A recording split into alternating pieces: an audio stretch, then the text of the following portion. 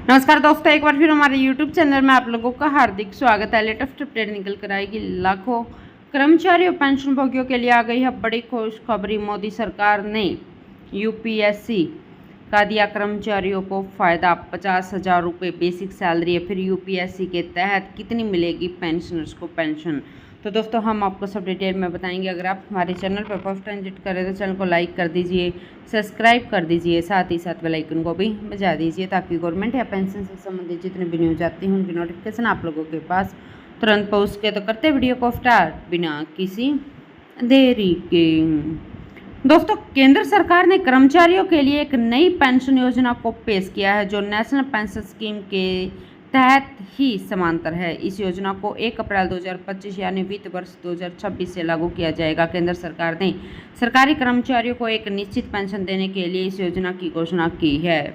UPS के तहत सरकारी कर्मचारियों को एक निश्चित पेंशन दिया जाएगा। अगर कर्मचारी की मौत होती है तो फैमिली पेंशन का भी प्रावधान है। इसके अलावा मिनिमम एश्योर्ड पेंशन भी दी जाएगी। दोस्तों, शनिवार को कैबिनेट से यूनिफाइड पेंशन योजना की मंजूरी मिल गई है। यूपीएस के तहत अब रिटायर कर्मचारी को 12 महीने की एवरेज बेसिक सैलरी का 50% पेंशन के तौर पर दिया जाएगा। हालांकि यह पेंशन पाने के लिए कर्मचारी को कम से कम 25 साल तक सर्विस करनी होगी। वहीं अगर कर्मचारी की मौत हो जाती तो परिवार भी एक निश्चित पेंशन का हकदार होगा, जो रिटायर सरकारी कर्मचारी को मिलने वाली पेंशन का 60% होगी। मिनिमम एश्योर्ड पेंशन भी दी जाएगी। इसका मतलब है जो लोग 10 साल तक ही नौकरी करते हैं उन्हें कम से कम 10,000 रुपये पेंशन दी जाएगी। यूनिफाइड पेंशन स्कीम के तहत लगभग 23 लाख केंद्रीय कर्मचारियों को लाभ मिलेगा। अगर राज्य सरकार इस स्कीम को लागू करती है तो फिर इसका लाभ राज्य सरकार के कर्मचारियों को भी मिलेगा।